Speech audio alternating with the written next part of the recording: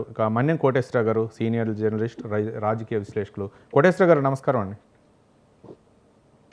కోటేశ్వరరావు గారు, ఆర్థిక శాఖ మంత్రి నిర్మలా సీతారామన్ ప్రవేశపెట్టినటువంటి బడ్జెట్లో కొన్ని కిసాన్ క్రెడిట్ కార్డు పరిమితి రైతులకి కొంచెం ఉపయోగకరంగా ఉండే విధంగా 3 లక్షల నుంచి 5 లక్షల రూపాయలకు పెంపు ఈ నిర్ణయం ఏ విధంగా ఉంది?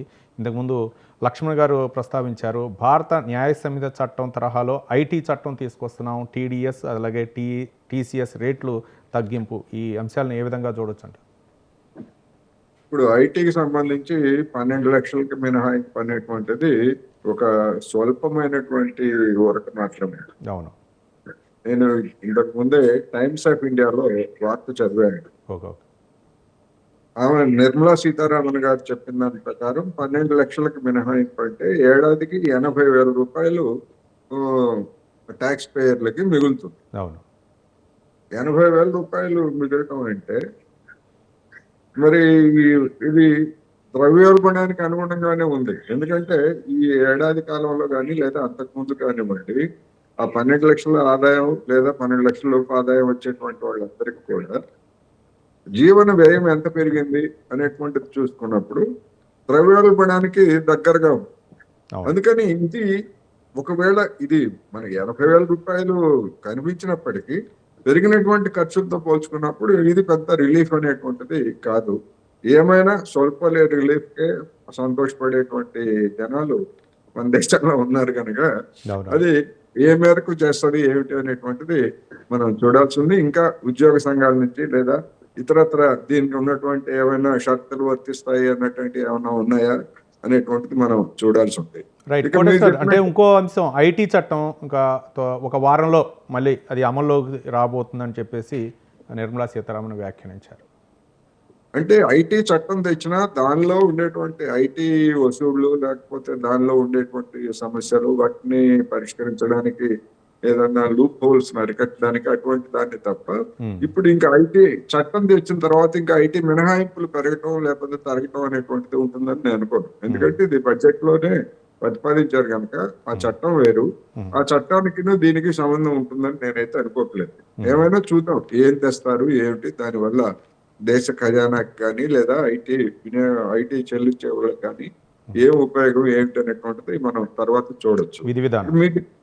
మీరు చెప్పినటువంటి కిసాన్ క్రెడిట్ కార్డు అనేది, కిసాన్ క్రెడిట్ కార్డు పరిమితి పెంచడం అనేటువంటిది అది లోన్ పరిమితి పెంచడం తప్ప అది రైతుకి ఎంత మేరకు ఉపయోగపడుతుంది అనేటువంటి చూడాలి. ఎంత మేరకు నిజంగా ఆ క్రెడిట్ కార్డు మీద రైతులు పొందగలుగుతున్నారు, బ్యాంకులు ఇస్తున్నాయి ఆ మేరకు అనేటువంటిది ఒకటైతే, అసలు రైతాంగానికి సంబంధించి అసలు కీలకమైనటువంటి సమస్య ఇప్పటికీ ఢిల్లీ సరిహద్దుల్లో చేస్తున్నటువంటి ఆందోళన కనీస మద్దతు ధరలు, వాటికి చట్టబద్ధత, అదేవిధంగా కనీస మద్దతు ధరల యొక్క విధానం నిర్ణయించేటువంటి విధానంలో రైతులకు అనుకూలమైనటువంటి మార్పులు స్వామినాథన్ కమిషన్ సిఫార్సు ప్రకారం పెంచాలనేటువంటి ఇవి కీలకమైనటువంటి డిమాండ్.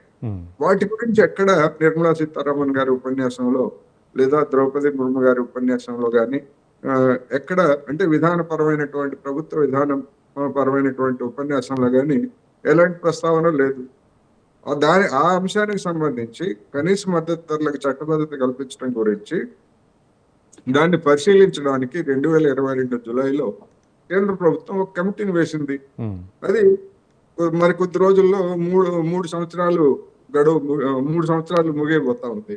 ఇంతవరకు అది నివేదిక ఇచ్చిందా, అసలు సమావేశాలు జరుపుతోందా, తాత్కాలిక నివేదిక ఇచ్చిందా, ఏం చెప్పింది అనేటువంటిది ఇంతవరకు ఎవరు మనకు చెప్పేవాళ్ళు లేరు. దాని గురించి ఏం చేస్తారు ఏమిటి అనేటువంటి దానికి వచ్చేసరికి దల్లేవాళ్ళు అనేటువంటి రైతు నేత ఆమరణ నిరాహార చేస్తే ఆయనకి ప్రాణాల మీదకి రావడంతో కేంద్ర ప్రభుత్వం దిగొచ్చి లేదు మేము మీతో చర్చలు జరుపుతాము ఫిబ్రవరి 14 అని చెప్పేసి చెప్పింది. ఈ లోపల బడ్జెట్ వచ్చింది. బడ్జెట్ లో దానికి సంబంధించినటువంటి ఊసే లేదు. రేపు ఏం చెప్తారు? రేపు 14వ తారీఖు చర్చల్లో అంటే నాకు తెలిసినంత వరకు మళ్ళా ఏదో ఒక కాలక్షేపం కబుర్లు లేదా గతంలో చెప్పిన వాటిని పునరుల్లేఖించడం లేదా పునరుద్ఘాటించడం తప్ప అదనంగా చేసేది ఏమి ఉండదు అనేటువంటి ఇప్పటికే స్పష్టమైపోయింది. నిజానికి ప్రభుత్వం ఏదైనా ఒక నిర్ణయం తీసుకొని ఉంటే ఈ పాటికి ఈ బడ్జెట్ ప్రసంగంలోనే చెప్పి ఆ ఖ్యాతిని వాళ్ళ అవును. ఖాతాలోనే వేసుకుని ఉండేవాళ్ళు. అటువంటిది ఏమీ లేదు కనుక అనేది ఒకటి. ఇక మొత్తం మీద చూసినప్పుడు ఉమ్, ఏవో క్యాన్సర్ మందులను, లేకపోతే సెల్ ఫోన్ల ధరలు తగ్గుతాయట, లేకపోతే విద్యుత్తు వాహనాల ధరలు తగ్గుతాయట. ఇవాళ నిత్యావసరాలంటే ఇవి కాదు కదా! అవును. సెల్ ఫోన్లు లేకపోతే విద్యుత్ వాహనాలు కాదు కదా! అవును. ఉప్పు మీద ధరలు తగ్గుతాయా? పప్పు మీద ధరలు తగ్గుతాయా? అవును. అనేటువంటివి జనానికి నిత్ జీఎస్టీ అవును. ఇటువంటివన్నీ. నిత్యావసర అదే వస్తువుల రేట్లు అంటే టీవీల రేట్లు తగ్గుతాయా? లేకపోతే ఇంకా వాళ్ళు వాడేది దైనందిన జీవితంలో వాడేటటువంటి వస్తువుల రేట్లు ఏదైనా తగ్గుతాయంటే తగ్గుతాయంటారు. అవును. హ్మ్. అంతేకాకుండా కేంద్ర ప్రభుత్వము ఒక విధానాన్ని ప్రవేశపెట్టింది గతంలో. హ్మ్. ఏమిటి? ఇది మన పెట్రోల్, డీజిల్‌కి సంబంధించి. అవును. అంతర్జాతీయ మార్కెట్‌లో ధరలు పెరిగితే మేము ధరలు పెంచుతాము.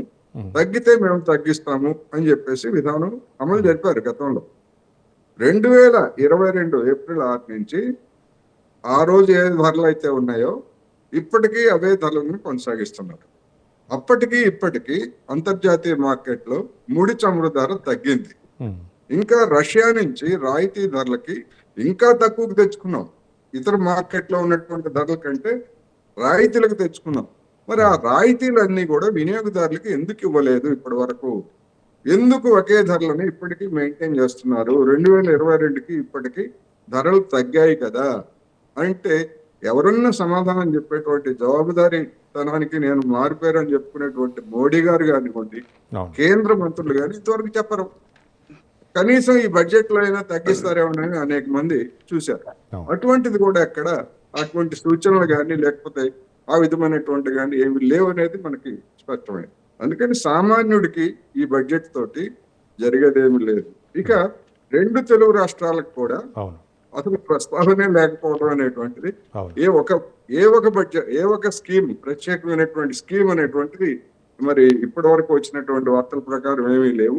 బడ్జెట్ పేపర్లన్నీ చూసిన తర్వాత ఏదన్నా ఇంకా ఒకటి అరా ఉంటదేమో తెలియదు. హ్మ్. ఏదైనా ఉండుంటే డెఫినెట్ గా నిర్మలా సీతారామన్ గారు, ఎందుకంటే తెలంగాణ ఆంధ్రప్రదేశ్ లో ప్రభుత్వానికి అవును. బూస్ట్ ఇవ్వడానికైనా చెప్పుంటారు. అవునవును. చెప్పి ఉండాలి. అవును. కానీ అటువంటిది కూడా ఏమి లేదంటే ఒట్టిస్తరి మంచినీళ్ళలాగా ఒట్టి కబుర్లు తప్ప మరొకటి ఏమీ లేదన్నట్టుగా కనిపిస్తా ఉందనేది నా రైట్.